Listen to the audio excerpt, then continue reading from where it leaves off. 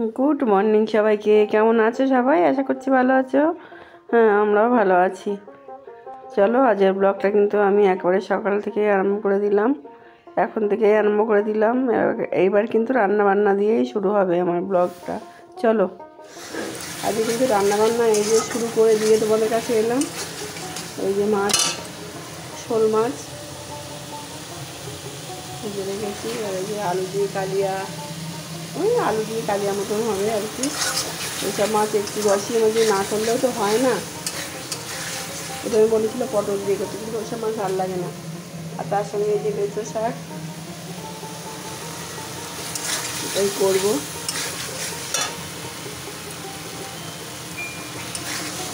প্রচণ্ড আওয়াজ, এই চিংড়ির আওয়াজ হচ্ছে না, ঘ্যা ঘ্যা ঘ্যা ঘ্যা একটা আওয়াজ হবে। মশলাটাকে একটু কষিয়ে নিয়েছি, আলুগুলো ভেজে রেখেছিলাম, দিয়ে মশলাটা একটু ভালোভাবে কষিয়ে নিয়ে তারপরে আলুগুলো দেবো, দিয়ে তারপরে তো জল দেবো। এদিকে উত্তম কুমার এখন খাচ্ছে জল খাবার। ও আজকে আমাদের রুটির সঙ্গে বেগুন ভাজা ছিল, ও তো বেগুন ভাজা খাবে না, শুধু দুধ রুটি খাচ্ছে, দুধ দিয়ে পাটালি দিয়ে বাচ্চাদের মতো ওটাই খাচ্ছে। আমি চাটছি রাখবো গাছে দিলাম।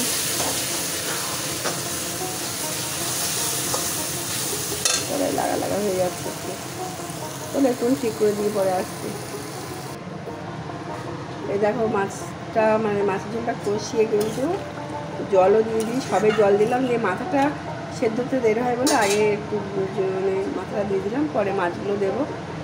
তবে ঝোলটা ফুটতে থাকবো। আমি না এখন ছাদের ওপরে যাবো, কিছুটা কাজ করব, তারপরে ঝোলটা হয়ে যাবে, তার মধ্যে ঝোলটা একটু দেখে দেবে, তার মধ্যে এসে তোমাদের সঙ্গে আবার কথা বলবো, যদি দেখি ছাদের গাছগুলো ঠিক করতে পারি কি না, দেখানো সম্ভব হলে দেখাবো। চলো, এই দেখো আজকে হাফ পুজো হয়েছে, এখনও বাবা উপরে উঠে এসছে না, কষ্ট হচ্ছে।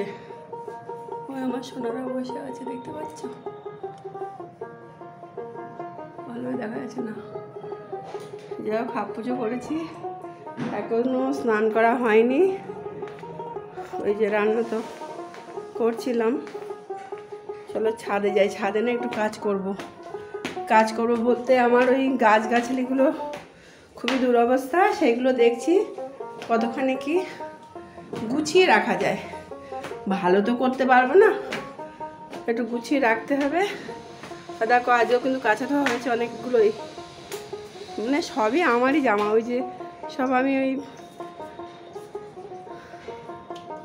রাখি পরপর রেখে একসঙ্গে মেশিনটা চালিয়ে দিই। ওদিকেও আছে কিছুটা, দেখো কোথাও এখন গাছ সাইজ করছে, আমি করবো ওর সঙ্গে।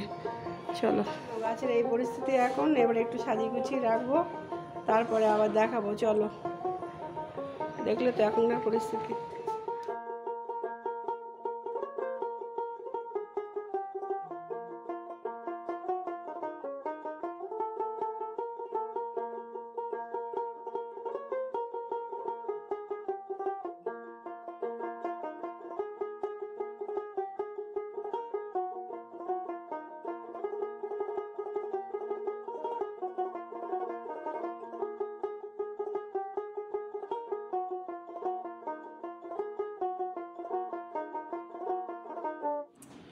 এই দেখো মোটামুটি না এই জায়গাটা একটু গুছিয়ে ফেলেছি। এই যে জবা গাছগুলো ছেটে দেওয়া হয়েছিল, এইগুলো পরপর সব দিয়ে দিলাম।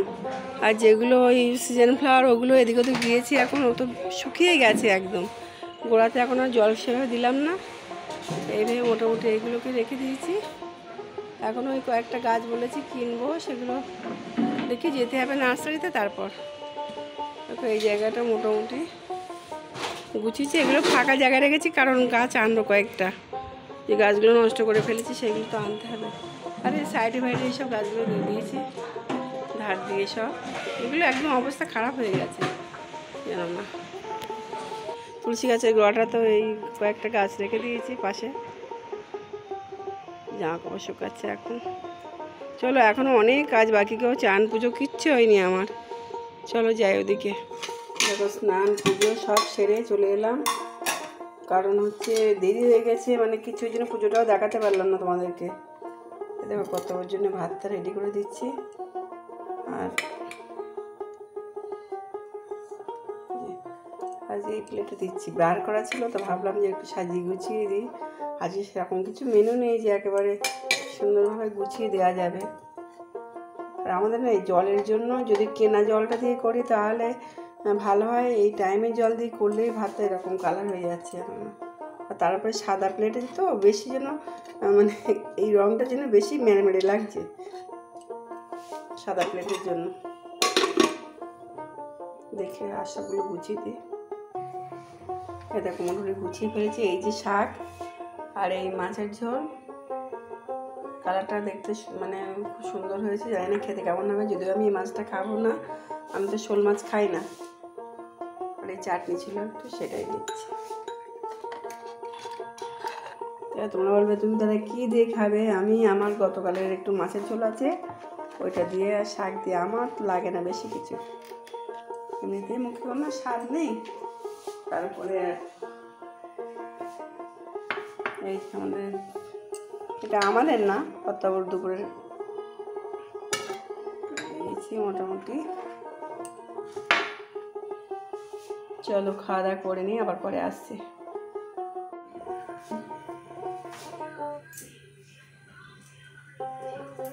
একটু ঘুমিয়েছি জানো না, সন্ধ্যা দিয়ে তারপরে এলাম এই চা করতে।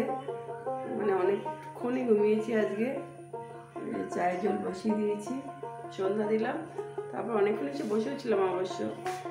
কর্তাবর নিচে নামলো, তারপরে এলাম চা করতে। আর কি যে সারা দুপুর মানে স্বপ্ন দেখলাম, শুধু স্বপ্ন দেখছি আমার গোপাল, মানে আমার গোপাল না, অন্য একটা গোপালের স্বপ্ন দেখছিলাম। যে আমার বাপের বাড়ির পুরনো বাড়ির পাড়ায়, ওখানে গেছি, গিয়ে দেখছি গোপাল বসে আছে একটা ছোট্ট মন্দির মতো, সেখান থেকে হাত বাড়াচ্ছে, যে শুধু মা মা করে ডাকছে। ওনাকে উঠে না অনেকক্ষণ বসেছিলাম, কেমন একটা লাগছিল, যার জন্য কথাটা বললাম। মনটাও খারাপ লাগছিল, আবার ভালোও লাগছিল ভেবে এই স্বপ্নটা। যা গোপাল বলছে মা আমাকে নিয়ে চলো, আমাকে নিয়ে চলো। আমি এবার কোলে করে নিয়েও এলাম। অনেকটা বড় একটা গোপাল। আসলে চিন্তা ভাবনা করতে হতে সেই তো মানুষের, সেটাই তো হয়, যেটা অবচেতন মনে ভাববে সেটাই সে স্বপ্নে দেখবে। চলো চাটা করে নিই। মুড়ি তো একটু দেখি কী খায় কর্তব্য, দেখি কী খেতে চায় আর কি, তারপরে করবো। কোনো এনার্জি নেই জানো না, মানে সবটাই করছি জোরের সঙ্গে। আর এতটা আমি দুপুরে তো ঘুমাই না, তোমরা জানো, মানে এতটাই আমার শরীর মানে উইক হয়ে গেছে না, মানে যেখানেই শুচ্ছি মনে হয় ঘুমিয়ে পড়ি, এরকম একটা অবস্থা। আজকে এতক্ষণ আমার যে ভিডিওটা গেছিলো তার মানে কমেন্টস করছিলাম। শিখা বলে একজন আছে, তোমরা চেনো নিশ্চয়ই। ও বলছে আমি খুব শুকনো হয়ে গেছি, সত্যিই তাই, চেহারাটা আমার খারাপ হয়ে গেছে প্রচণ্ড, নিজেই বুঝতে পারছি। ঠিক আছে চলো, আজকের ভিডিওটা আমি এখান থেকেই রাখবো। কাল আবার একটা নতুন ব্লগের সঙ্গে আসবো। তোমরা ভালো থাকবে, সুস্থ থাকবে, সাবধানে থাকবে। এখন যা ওয়েদার চলছে সত্যি খুব সাবধানে থাকতে হবে। আমি নিজেকে দিয়ে বুঝতে পারছি যে আমি কতখানি ভুগলাম, এখনও ভুগছি। চলো তাহলে আসি, কাল আবার নতুন একটা ব্লগের সঙ্গে আসবো।